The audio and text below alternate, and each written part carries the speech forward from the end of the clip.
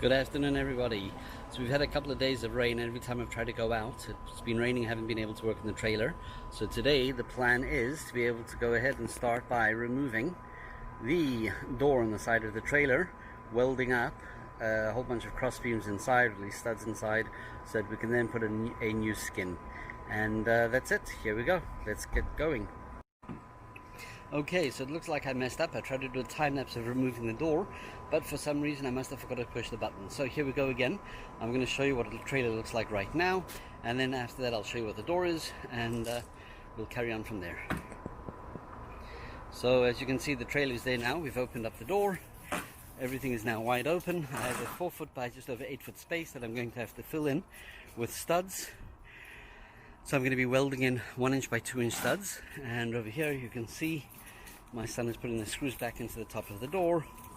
This is the door. If anybody wants to buy a door, you know, it is 4 foot by 8 foot. Comes with locks and keys in very good condition, and that's it. We'll carry on now.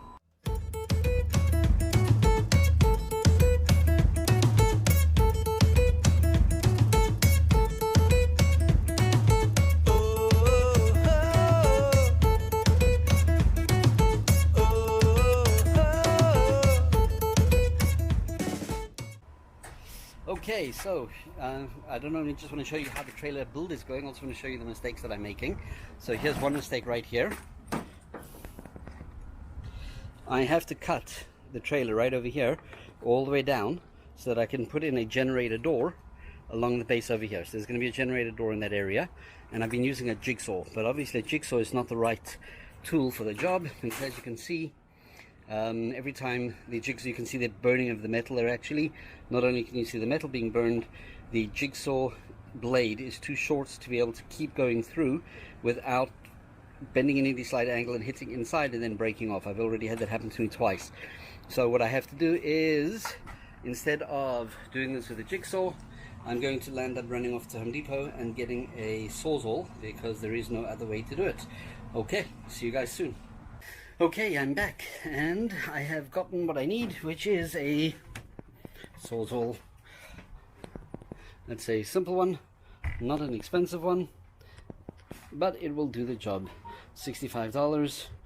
It has 12 amps of power, 1 1/8 inch stroke, which means that it'll cut, the blades will have more area of the blade used instead of just a small section. There's a little bit of a longer section being used, which means the blades will last a bit longer. More cutting distance, and let's see how it goes.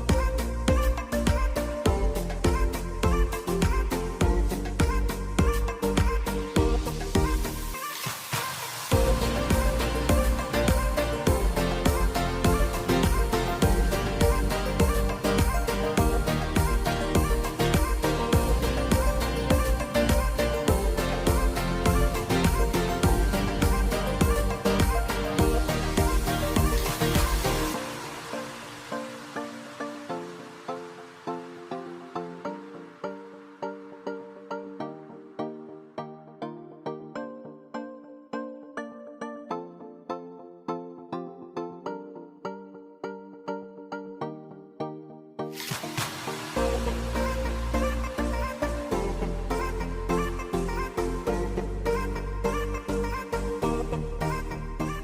afternoon, everybody. We're back working on the trailer again. Yesterday we got rained out. The skies got darker and darker, and the next thing we knew, it was pouring. So we had to shut everything down, move everything in. I have a short window this afternoon to work between rain. So let me just show you where we're up to.